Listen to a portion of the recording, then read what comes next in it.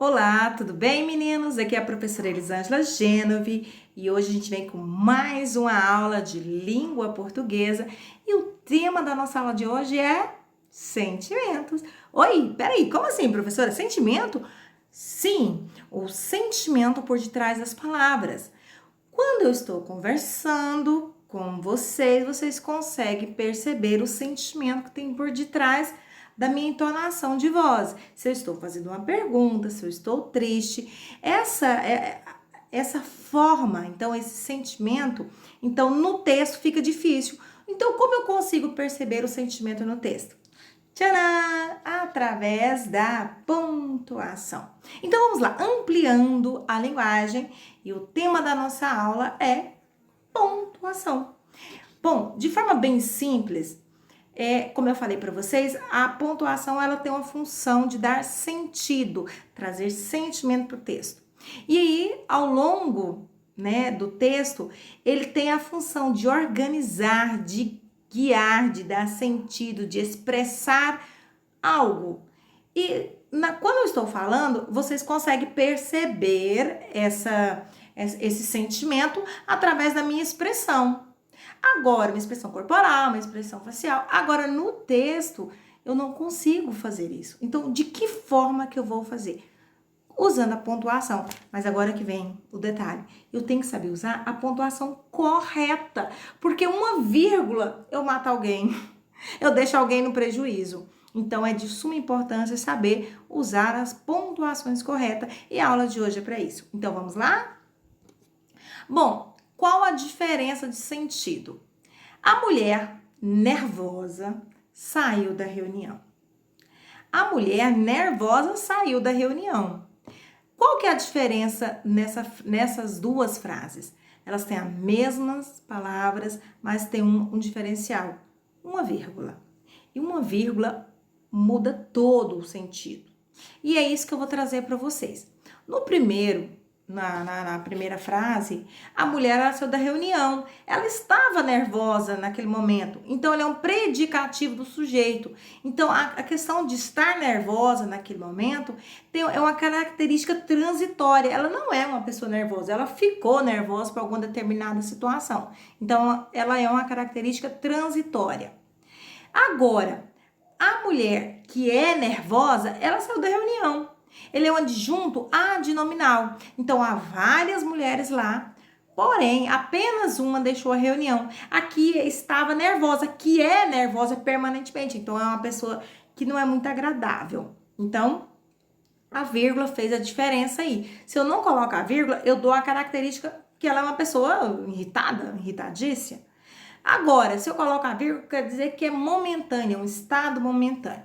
E a gente vai aprender as colocações, ok? Da vírgula, do ponto e todas as pontuações mais utilizadas. Bom, os sinais de pontuação mais utilizados, como eu falei para vocês, é a vírgula, o ponto e vírgula, o ponto final, os dois pontos, ponto de interrogação, ponto de exclamação e as reticências, as aspas, os parênteses e o travessão. Um texto, ele tem todas essas pontuações, ou seja, são as pontuações que vão dar sentido ao seu texto. Sem eles, o seu texto falta sentido. E é aí que vai entrar a pontuação e a colocação correta delas. Vamos lá? Então, para começo de conversa, a vírgula vai uma aí, ou seja, a vírgula ela é usada para marcar uma pequena pausa sem dar fim ao enunciado. Separar termos de uma oração de um período. Quando eu estou conversando, assim, eu preciso parar para respirar, né? Senão eu perco ar. Então, na escrita, quando eu vou escrever, a vírgula ela funciona como uma pausa. Até para mim, enquanto, né, eu estou lendo o texto, eu preciso respirar. E para quem está ouvindo, entender. Então, é uma pausa, não um ponto final. E também ela serve para separar termos de uma oração ou de um período. Então, para que não haja repetição, então eu uso a vírgula. Mas a vírgula é só usada nesses dois casos? Não, a gente vai ver agora quando e como elas são usadas. Bom, ela é usada para intercalação. Então, eu quero falar algo intercalando outra, então eu utilizo a vírgula. Eu vou pegar um exemplo para vocês. O Brasil, país emergente, tenta contornar a crise. Ficaria bem claro se eu colocasse o Brasil tenta contornar a crise? Ficaria, mas eu estou intercalando uma situação. O Brasil, país emergente, tenta contornar a crise. O resto material, pedras, tijolo e cimento, será entregue à tarde. Novamente, uma intercalação dos objetos que será entregue à tarde. Além da vírgula ter a função de intercalação, ela vai ter a função de isolamento. Ou seja, ela vai isolar um termo, né, na frase. Exemplo, Manuel, venha cá. Onde está, ó Deus, que não me responde? Eu isolei um termo, então a vírgula também funciona como isolamento. Ela também funciona como omissão de um termo. Vamos ver os exemplos? O avião foi isolado e os passageiros impedidos de desembarcar. Qual foi a palavra que foi omitida aqui? Foram. Então, a vírgula ela funcionou como uma omissão desse foram. Outro exemplo. Os jovens têm saúde, os idosos, sabedoria. Preciso colocar tem? Não. Então, o que foi utilizado? A vírgula. E, neste caso, a vírgula ela omitiu a palavra tem. Além disso, a vírgula tem a função de coordenação. Coordenação assindética e sindética. Vamos lá. As orações coordenadas sindéticas. São orações coordenadas, ou seja, que não possuem relação sintática com as demais orações. Elas separam-se por vírgulas. Então, vamos lá um exemplo. Levanta cedo, tomava café, colocava uma roupa bem folgada e saía para trabalhar. Então, se você observar, ela não tem assim, uma relação com a oração anterior. Então, ela vai dando a continuidade por si só. Comprei laranja, melão, uva, pera e maçã. Além dessa coordenação assindética, tem a sindética. As orações coordenadas sindéticas, elas separam-se por vírgulas, exceto as aditivas. Carlos, ora, aparentava, calmo, ora, agitado. Não obtive um bom resultado, pois não me esforcei para tal. Eu vi muito nas redações de vocês esqueceram ou não sabia de usar a vírgula. A vírgula ela é de suma importância, ela vem sempre antes de pois, de mas. Então eu coloco uma vírgula assim, ó. Ou seja, tá bom? Também se usa vírgula quando possuírem sujeitos diferentes. Eu tenho dois sujeitos numa frase. E para que não fique confuso, então eu uso a vírgula para separar esses sujeitos. Exemplo. Os alunos não se mostraram interessados. Quem que é o sujeito nessa oração? Alunos. E os professores não fez questão de incentivá-los. Neste caso, professores. Então, aqui eu tenho dois sujeitos, alunos e professores. Então, para separar, eu uso a vírgula. Quando o conectivo e estiver repetido várias vezes, configurando um policideto, então eu vou usar a vírgula.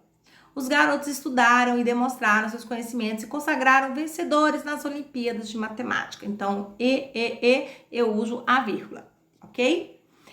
Para uma explicação, também se usa vírgula. Que nesse caso aqui eu tenho uma frase, né? Os jogadores, eles pediram demissão. Mas por que eles pediram demissão? Aí eles estão explicando. Então, os jogadores que foram criticados pelos técnicos pediram demissão. Então, por que eles pediram demissão? Porque foram criticados pelo técnico.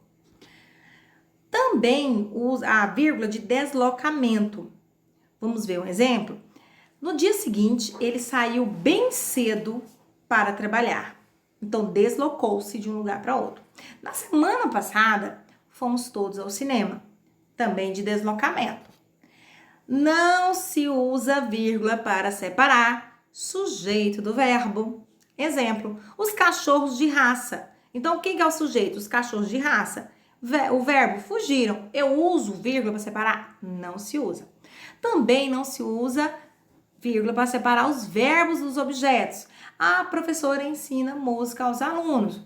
Então, neste caso, eu não separo música de alunos. Não pode. Também não se usa vírgula no nome do adjunto adnominal. O filho, caçula, ganhou um carro de presente. Não se usa. Oração substantiva de sua principal, exceto positivada. Espero que você se divirta bastante nas férias. Não se usa vírgula também. Agora aqui tem um detalhezinho que fala assim, que a vírgula, ela tem a função o quê? Que ela pode dar uma pausa, como eu falei para vocês. Vou pegar um exemplo aqui. Não espere. Então, eu tô pedindo pra você, ó, não, peraí, não vai não, espera um pouco. Aí, quando eu não tenho a vírgula, não espere, eu tô mandando você ir, na verdade. A vírgula também pode criar um herói. Olha um exemplo. Olha, a frase tá assim, ó. Isso só ele resolve. Então, isso só ele resolve. Agora, olha outro contexto. Isso só ele que resolve. Então, eu coloquei ele como herói. Então, ela também pode forçar o que você não quer. Olha só um exemplo. Aceito. Obrigada. Então, você aceitou. Obrigado. Aceito. Obrigado.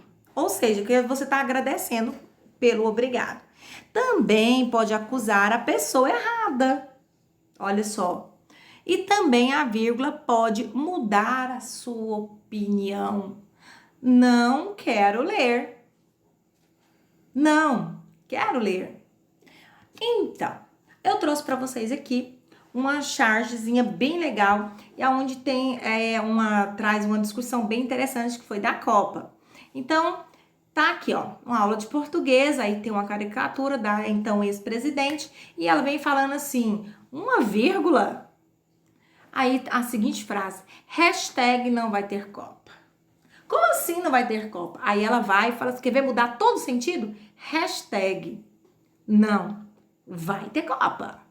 Então, só o fato dela ter colocado a vírgula depois do não, ela falou assim, ó, não, hashtag não, vai ter Copa. Então, mudou todo o sentido. Outro exemplo aqui, ó. Tá aqui um bonequinho, para dar a entender que ele tá falando da mãe. Então, vamos lá na primeira. Ele fala assim, mãe só tem uma. Quando ele coloca a vírgula depois de mãe, ele fala assim, mãe, só tem uma. Então, ele tá falando com a mãe dele, que só tem alguma coisa, algum objeto. No outro, ele falou que mãe só tem uma. A mesma frase, o uso de uma vírgula fez toda a diferença. Olha só, aqui, ó, a falta da vírgula, você virou canibal. Olha só a frase. Vou ali comer gente. E por causa de uma vírgula, você virou canibal. Se eu tivesse colocado assim, ó, vou ali comer gente. Então, eu estou falando pro pessoal que tá ao meu redor que eu tô indo ali comer, certo? Então, o uso da vírgula pode matar alguém. Cuidado. Bom, agora a gente vai para o ponto e vírgula. Quando que se emprega o ponto e vírgula? Nas orações coordenadas, adversativas e conclusivas, quando apresentarem conjunção proposta depois do verbo. Então, ou seja, quando eu coloco ponto e vírgula, eu tenho uma ideia, eu tenho uma conclusão meio que pronta, mas eu não quero finalizar meu raciocínio, mas eu quero continuar explicando algo. Então, ou depois do verbo, o que eu faço? Eu uso o ponto e a vírgula. Eu terminei um raciocínio, mas não terminei o que eu queria falar. Ponto e vírgula. Exemplo, o garoto queria sair com os amigos. Finalizei? Não. Seu pai, entretanto, não deixou. O menino respondeu mal ao pai. E, portanto, um impertinente. Olha só. Então, eu terminei, né, de falar, mas eu queria continuar o raciocínio. Então, eu uso o ponto e a vírgula. Também se usa o ponto e vírgula, ele é empregado também para separar um item enunciado de forma numérica. Aqui eu tenho, né, um texto tirado da Constituição e fala, são gratuitos para o reconhecimento pobres na forma da lei. Então, quais são? A, o registro civil de nascimento. B, certidão de óbito. C, certidão de casamento. E aí, sucessivamente. E sempre eu coloco ponto e vírgula, porque eu não terminei o meu raciocínio, ok? Agora, o ponto final. O ponto final é muito fácil. Ele é empregado sempre no final da frase declarativa e no uso de abreviaturas. Então, finalizei, eu declarei algo, eu vou lá e coloco ponto final, porque eu encerrei meu pensamento. Vamos aos exemplos. Encontrei no álbum de fotos um antigo retrato da minha mãe. ponto, declarei que eu encontrei algo, finalizei. E também usado em abreviaturas, né? Igual muitos alunos gostam de falar prof, pontinho, né? Que é professora, AV, que é avenida, DR, que é doutora. Ponto de interrogação. Quando eu estou conversando, você percebe a entonação da voz quando eu faço uma pergunta. E na escrita, como que eu faço para saber que se trata de uma pergunta? Eu coloco esse bonitinho desse ponto assim. Ele é empregado no final das frases interrogativas diretas. Ou seja, quando eu estou interrogando, estou questionando, estou perguntando alguém. Quem é aquele homem, mãe? Como vai? Tudo bem? Quando será a prova do Enem deste ano? Ou seja, tantas perguntas, ou muitos, né? Quando vai voltar às aulas, professora? E aí, vai ter vacina? Então, eu estou fazendo uma pergunta, eu estou interrogando. Então, na escrita, se usa esse ponto como uma forma de interrogar. A exclamação, que é esse pontinho lindo assim, né? Ele é empregado no final de frases também, só que exclamativas. Ele é para indicar um estado emocional. Tristeza, alegria, felicidade, dor, surpresa. Então, estou escrevendo meu texto, eu quero, né? Eu quero dissertar a situação que a pessoa está sentindo dor. Ai, que dor de cabeça. Qual ponto? De interrogação? Não, de exclamação. Ai, que susto! Não faça isso. Exclamando. Eu tenho o quê? Uma surpresa, um espanto nessa frase. Nossa, alegria. Geraldo! Surpresa. Você por aqui, né? Então, eu tenho aí sentimentos expressos. Então, no texto, eu quero expressar sentimentos. Com a pontuação de expressar emoções, é o ponto de exclamação. 2 pontos. Esse aqui é básico. Ele tem 2 funçõezinhas, na verdade 3 funções muito usadas na língua portuguesa. Primeiro, ele é empregado para introduzir a fala de pessoas, né, de personagem, quando alguém vai falar. Então, logo no final da frase, em vez de ter o ponto final, como a gente falou, que quando eu declaro, eu estou declarando, agora alguém vai falar, coloca-se os 2 pontos. Além dele servir como início que alguém, aliás, explicando que alguém vai começar a falar, ele tem a função também de explicação. Então, eu vou explicar algo, eu não fui à festa porque, né? 2 pontos, senti dor de cabeça, mal-estar, exemplo. Então, o esclarecimento. Aqui eu trouxe 2 exemplos para vocês. Ela disse, vamos embora. Não me esqueci de trazer que você pediu a bola, a chuteira, a camisa, a caneleira. Então, eu vou enumerar um fato, eu vou explicar, eu coloco os 2 pontos. Outro fator, não sei se vocês observaram, que aqui tem a aspas aqui, ó, depois de uma fala, que vai ter uma fala. Neste caso, ela está citando a fala de alguém, não é que está falando, é que alguém falou. Então, neste caso, eu uso a aspas. Eu vou explicar para vocês agora em uso da aspas. Então, agora, os 2 pontos, alguém vai começar a falar e agora alguém falando. No texto, quando tem alguém falando, qual o sinal de pontuação que eu vou usar? O travessão. Tudo bem? Então, ele é empregado no discurso direto para indicar mudança de interlocutor e em orações intercaladas. Quando alguém está dialogando, está conversando, você coloca o ponto de travessão. O balconista perguntou. 2 pontos, travessão. O que a senhora deseja? O Rio de Janeiro, aqui intercaladas, lembra? O Rio de Janeiro, travessão, esperamos seriamente sairá da crise financeira. Então, de intercalação e a fala de alguém que vai começar a dialogar. O parênteses, ele é bem tranquilo mesmo. Ele é usado para informações acessórias, ou seja, a mais. Ou citar da onde eu tirei. Então, aqui lá não é meu, eu vou, pego, coloco em parênteses. Então, exemplo, a BNL, eu quero explicar. Então, vou trazer uma informação sobre essa sigla. A ABL significa Academia Brasileira de Letras, foi fundada em 1897. No caso, agora eu quero fazer uma citação. Eu tô pegar algo, vou citar que não é meu. Lembra que vem entre aspas, é uma citação, não é fala minha. Agora eu quero contar a história da beira do cais da Bahia. De quem que é essa fala? Jorge Amado, Mar Morto, 1936. Então, eu estou explicando de quem que é essa citação.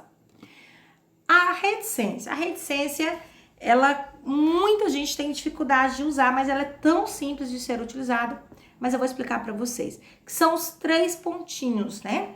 Pode indicar interrupção na fala, você tá lá escrevendo, aí de repente a pessoa, o seu personagem parou, levou um susto, parou de falar. Então, o que eu coloco? 3 pontinhos. De alegria, de ironia, de silêncio, de dúvida. Inclusive, teve uma atividade que eu passei para vocês, onde falava sobre a questão o que eles achavam, como seria o mundo sem o Google, né? Como seria? E aí eram 3 pontinhos. O que significava esses 3 pontinhos? Neste caso, de dúvida. Então, os 3 pontos, denominados reticências, eles têm a função de alegria, ironia, de fala, interrupção de fala, na verdade, de silêncio, de dúvida, de surpresa. E aqui vem alguns exemplos. As leis são para todos, mas no Brasil não a quero ver, nem falar com ela. Não, nunca mais. Seu presente é tcharará, uma bicicleta. Então, a reticência ela tem a função também de surpresa. Continuando as aspas, chegando na bonita das aspas. As aspas, ela tem a função de dar ênfase, ou ela é também utilizada para dar destaque a uma palavra que não é brasileira, denominada de estrangeirismo, ou gírias, né? Ela não é utilizada. Eu vou usar, professora, eu posso colocar no meu texto gírias?